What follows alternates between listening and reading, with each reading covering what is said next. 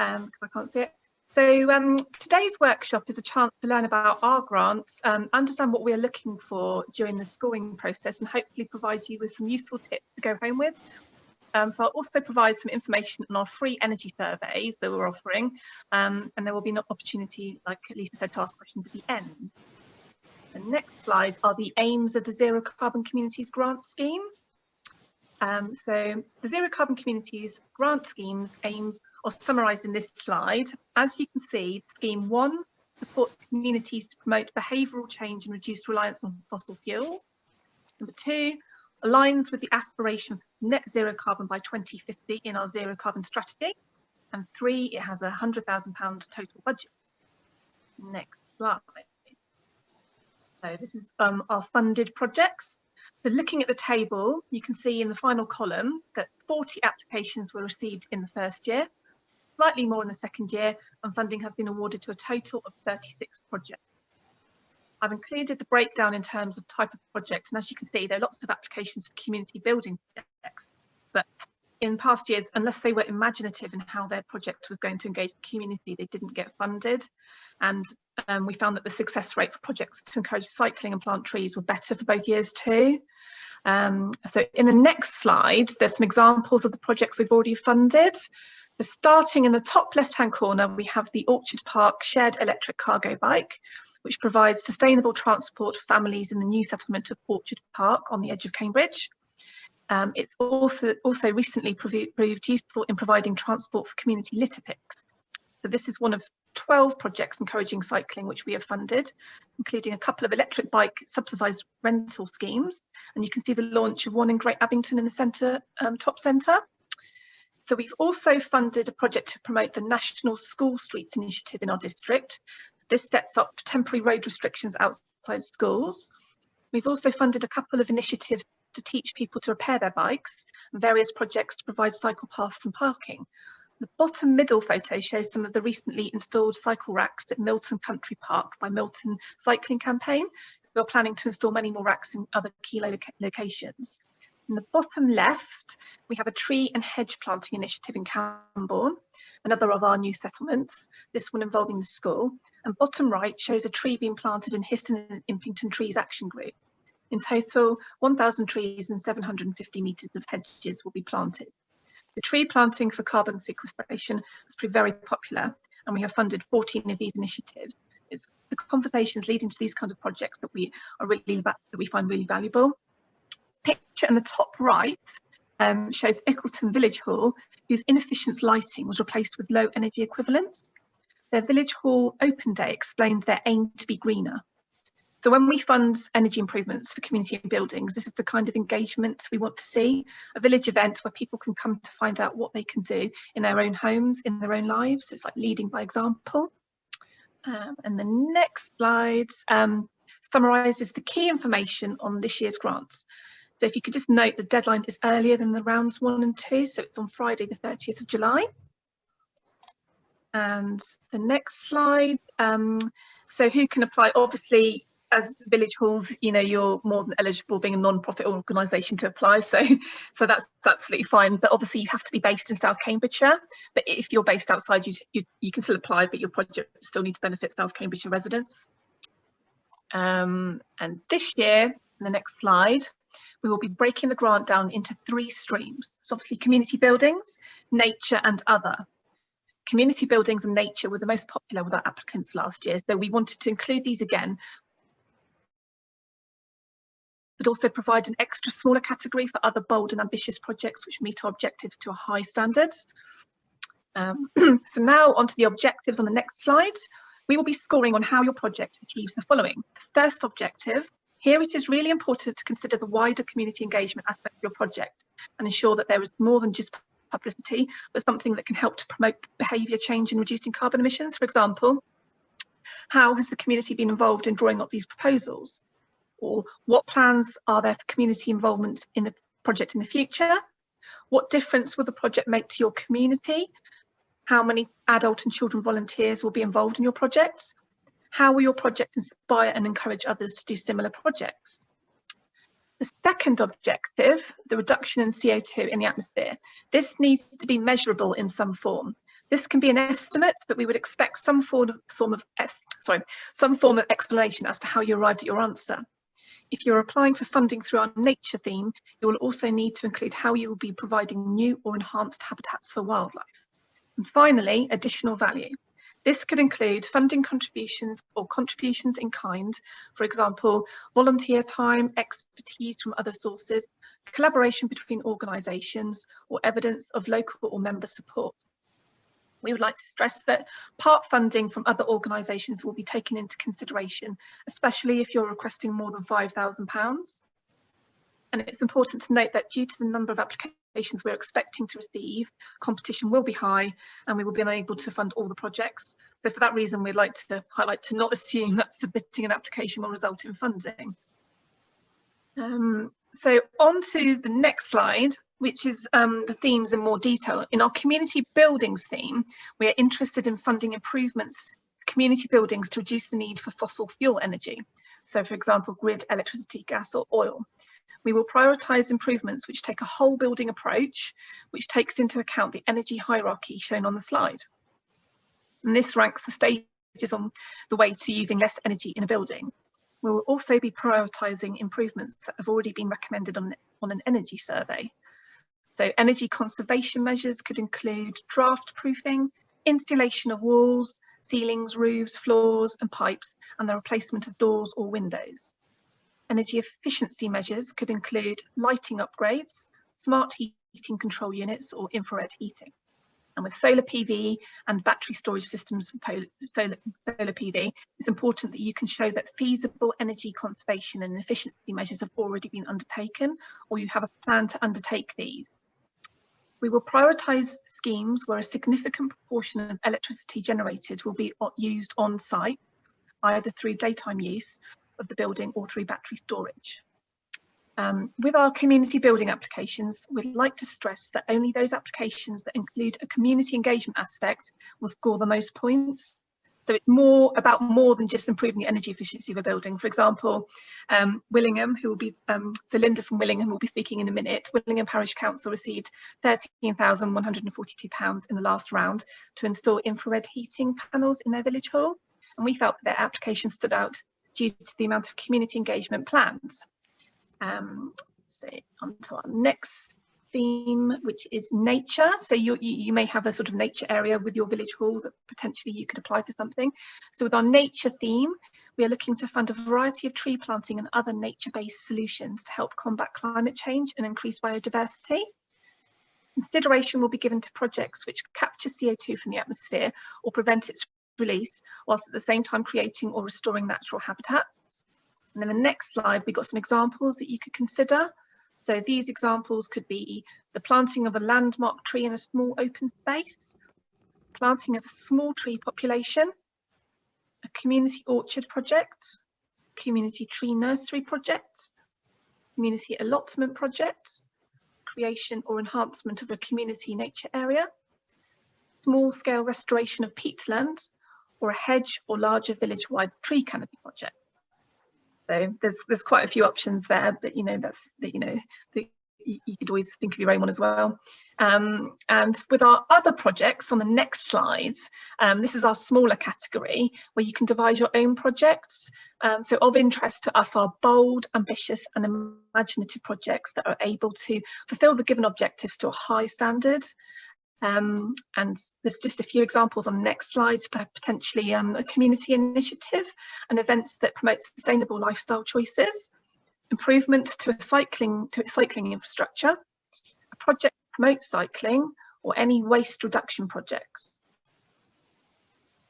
And the next slide details the application process, and this is a little bit more about that. So we've made the application process easier. Guidance will also be provided in the help buttons next to the questions on the application form.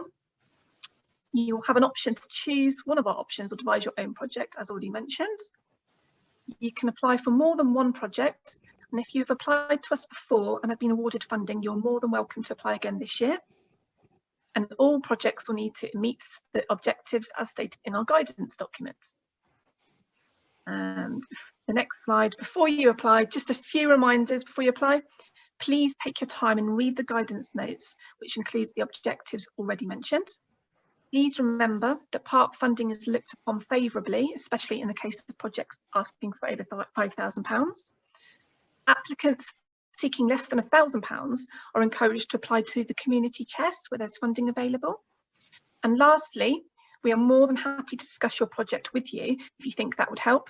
So you can email us at zcc@scams.gov.uk to arrange this. Alternatively, we can put you in contact with a previous applicant who has given their permission to offer advice.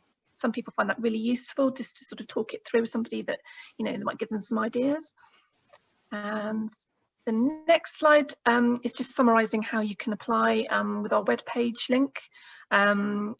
So on this link, it's got the Apply Now button and a link to all our previously funded projects and also the guidance notes. And once our deadline has been reached, we aim to inform our applicants of their success within 2 months. And just to be aware that we will also require a brief end of project report, which outlines the impact of the project has had and any lessons that have been learnt on along the way. And that's typically, we normally, our grants, we give you a year to complete the project. So that's that. And the next slide, so that's the grant, the Zero Carbon Communities grant. Also this year, we're going to be offering free energy surveys. So in the next slide, basically what's included in this energy survey, it will be provided by PECT, and it will involve a visit to your building to assess all areas of energy usage. A bespoke energy efficiency review reports will then be provided along with data analysis,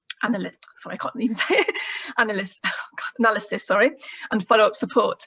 This will then give you an idea of the most efficient and economical way to make improvements to your building. So having an energy survey will also score extra points if you'd like to apply for funding for the improvements through our Zero Carbon Communities grant scheme in the future. So it's a really good thing to apply for. It's quite actually in-depth, these reports. The application process for this is fairly simple, but we will require the following information so that PECs already have the data for arranging a site visit. So one, you would need a copy of your organisation's constitution or mission statement, except for parish councils. You would need 2 years worth of energy data. That's really helpful. And if available, a copy of the site plan with building dimensions. And fourthly, a copy of a schedule of your activity for your community building. So typically, you know, just a timetable of, you know, how many hours per week is used by various community groups. And at the next page, how to apply. The link is a little bit long, but we can provide these slides at the end. And just to note that applications won't be scored. This offer is on a first come, first served basis. And yeah, so that's the link there. But again, like I say, we can provide this information at the end. And the next slide is just this is my contact details. I'm Adaya, and this is my title and my email address and my telephone number. So thank you for listening. Any questions? Do you want to do the questions at the end after Linda's presentation? We could do some questions now, actually. Has anybody got any questions they'd like to ask at this stage? Mike, always put any questions you've got into the chat and I can pick those up and relay them to Emma if you have any questions, Mike. Any questions, anybody? Yeah, Laura? Thank you. Yes, Emma, I believe that we're interested in electric vehicle charging points for outside our pavilion. I believe they're not part of the Zero Carbon Communities grant. Not necessarily, yeah. So basically you can get funding from OLEV, which you probably are aware of already. Yeah. So you can, but we could top that up potentially. So there's various options you can use, depending on what the accessibility is to the community as well. I don't know if, is it available for 24 hours for people if they wanted to use it from the community? The car park is open access, yes. So that's brilliant. Yeah, so you can apply to us if you wanted to, but obviously you just be aware that obviously, as I keep mentioning all the way through, that community engagement is a really good thing. So if you could do something to sort of promote, that obviously it's the way that it's going with the government anyway, with the electric vehicle charging point rollout, but just the benefits that people could have, or people actually switching to electric cars in the first place. You know, I know that obviously it's going that way, but you know, we still want to sort of do it as soon as we can. Yeah, so I looked at the OLEV thing and it looked quite complicated. I don't know, do you know of anybody that's actually applied and been successful that I could contact? I will find out for you and I'll get back to you on that one, because I know that Cambridgeshire County Council, mobilising local energy investments team, they deal with a lot of that, so they might be able to give us some more pointers as to the sort of people that have. But I do agree, I know the government guidance, it's quite long-winded, isn't it? So, but I can provide you with some more information after this, and I can send that on to you if that's okay. Yeah, lovely, thank you very much. Thanks. Okay, are there any other questions at this point? No, I think everybody's happy. Okay, right. Linda, if I can hand over to you, if you can just explain to us about your project and the process you went through, I think there'll be some really good learning points for us there. Thank you. Right, yes, okay. So, yes, so the project was for improving the energy efficiency of our village hall, and we received a grant of £13,000.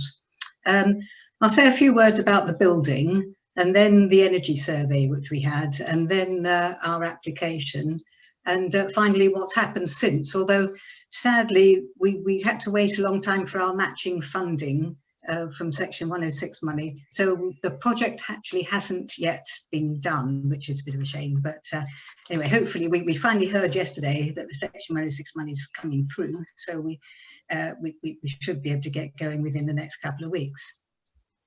Anyway, so the building, it's our village hall, and it was built in the year 2000, and it consists of a large sports hall plus various smaller rooms off it, including toilets, a kitchen, a small committee room. There's also a parish office and a 2-storey youth building that includes a small kitchen and an upstairs meeting room. So there are lots of different shapes and sizes of rooms and various different heating requirements, which it makes it quite complicated. For example, the main hall is used sporadically with hourly sports bookings such as badminton, keep fit, plus one-off parties where the kitchen is also used. And there may be sedentary use followed by an exercise class, so there's the need for sudden changes in temperature when people fling open the doors, having heated it up, why they then fling open the doors and all the heat goes out. The youth building is also used sporadically, and the parish office is used every morning and some evenings. So we need a system that's highly controllable for each room, with the ability to both set a regular heating pattern or easily make changes when needed. The existing heating was electric convection radiators, which was slow to heat up, inefficient, difficult to control, and very expensive. We had made a start on energy efficiency in that we'd replaced the doors and windows and converted many of the lights to LED. We've done that before we made this application. So the hall is very well used. Our rental income in 2019 was £12,000. We did do a survey of users also before we made the application to ask them what they found was good and bad about the hall, and they all said the heating was rubbish. So that gave us a good background to make the application from. So having decided that's what we wanted to do, we arranged for an energy survey, which we got 3 quotes, but we chose PECT, which is the one that's now providing free. So we paid £300, but money extremely well, very good value for money. They were brilliant. We, as Emma said in her slide, we had to provide them with various information about the energy usage and so on. But they did a really thorough job. We had about a 20-page report, which was excellent. And they not only looked at the heating, they looked at the lighting and the possibility of renewables as well. But we decided to concentrate on the heating, and they discussed both air source heat pumps and the infrared radiative system. We chose the IR system because it seemed more suitable. Well, they recommended it, and it seemed more suitable for the type of space we were heating. with greater cost savings and greater carbon savings as well. And it's very easy to install. It's just panels in the ceiling. So it gives improved efficiency and better control. Air source heat pumps seem to be less suitable for large, quick changes in temperature. And in our case, it would have needed a hot air delivery system, which is not ideal for the small, great for the big room, but not ideal for the smaller rooms. So we could maybe have had a combination, but it all seemed a bit complicated. So we plumped for the infrared heating system, which PECT calculated would save us about £1,600 a year in energy costs and 4.2 tonnes of CO2 equivalent. So I can just say a little bit more about how the infrared heating system works. It's unlike a convective normal system which heats air, which is a poor conductor. The IR system actually heats thermal mass directly. So it's a bit like the sun, actually. It heats walls, floors, tables, even people. So if you stand underneath it, you get instantly warm. And then it radiates this heat back out into the room. So the heat is provided instantly and directly. So very little energy is wasted. And as it's not heating the air, it's less susceptible to doors opening and closing. It's very good for high ceilings. And also it has the added advantage, in fact, that as it heats the walls, it dries them. So they are actually better insulators. So that's a bit more about heat. So it seemed, ideal. And PECT, as well as doing the energy survey, they helped us with possible installers. And also, once we got quotes back in, they helped us with assessing the quotes, which was very, very useful. We did struggle to get quotes, to be honest. The timescale was pretty short. I think we had from sort of mid-August to the end of September. We approached several through the Carbon Trust, but nobody responded. And only one was actually willing to come out to do a survey, on the ground. We got another quote from another company who wouldn't come out, but we had to send them detailed measurements, which was, it's a real nuisance. It took us ages to do it all, measuring doors, windows, heights and things. And then they came back in a quote that was incredibly high. So we just thought, well, or much higher than the one from the people who'd visited. So we kind of discounted it, really. So we went for a quote from this company called ARC. They've been very helpful so far. They've not, as I said, not actually done the installation, but they've been very helpful in discussing it. One other point about this system, actually, which is very important, is that it's highly controllable. So there are individual wireless thermostats in each room, or you can divide the building into zones and have it in each zone. So there are temperature and timings controlled either via a mobile phone app, so you can do it from home. If suddenly somebody rings up and says, "Oh, I want to book the hall in an hour," or you can do it actually in the room. You can adjust the thermostat, and there's also an override button for users if they feel it's too hot, too cold, whatever. So the actual application process. So the total cost came out at £26,000, which is quite a lot and quite a bit more than actually PECT suggested when they first did the survey. So as we were due this Section 106 money for earmarked for improvements of our village hall, we just decided to go for a 50-50 split. So we'd ask for a grant for half, and we would supply the other half. The application process actually we found very straightforward, but I think, as Emma said, it's even more straightforward this year. There's fewer open-ended questions, so I think but we found it nevertheless very, very, very easy, and the decision was made quickly after a couple of months, when they said it would be, and the money popped up in our bank account pretty quickly as well. So that was that all went very smoothly. So now, so as I say, we're still waiting for the project to start, which is a bit of a nuisance. But of course, with COVID, we haven't actually been able to use the hall. We're just now beginning to reopen again. So we'll probably get it done over maybe the summer holidays. So the wider community aspect, as Emma spoke about, we haven't actually done very much so far. I mean, what we had planned was that to coincide with his switching on of the new heating system, we'd have an event in the hall for residents with experts who could come and talk about home heating, energy reduction in home heating. So we still plan to do that, but we've not arranged it as yet. We have done a couple of little things. We did publicise an initiative called LEAP, Local Energy Advice Partnership Scheme, which gives free energy advice to and installation of simple energy saving measures to low-income families, which I think was partly organised by PECT. I think it's kind of an offshoot of PECT. We've also put a couple of items in our village newsletter about carbon footprints. It's not directly related, but we were involved in a study on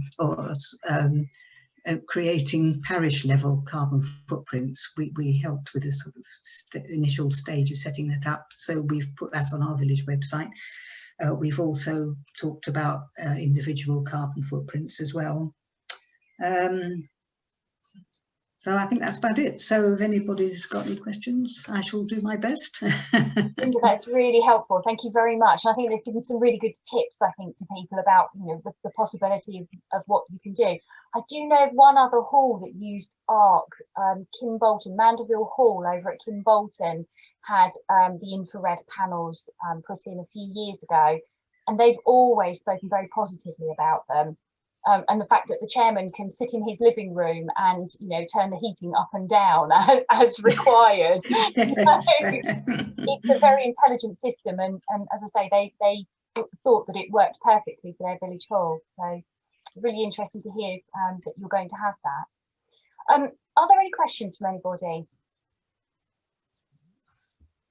No, everybody's very quiet. I should say also actually that PECT have offered to come when everything's all up and running and settled down. They've actually offered to come and do a sort of post-installation survey to gauge how well it's gone and whether, you know, anything needs tweaking, which will be helpful. That's really good, actually. Really.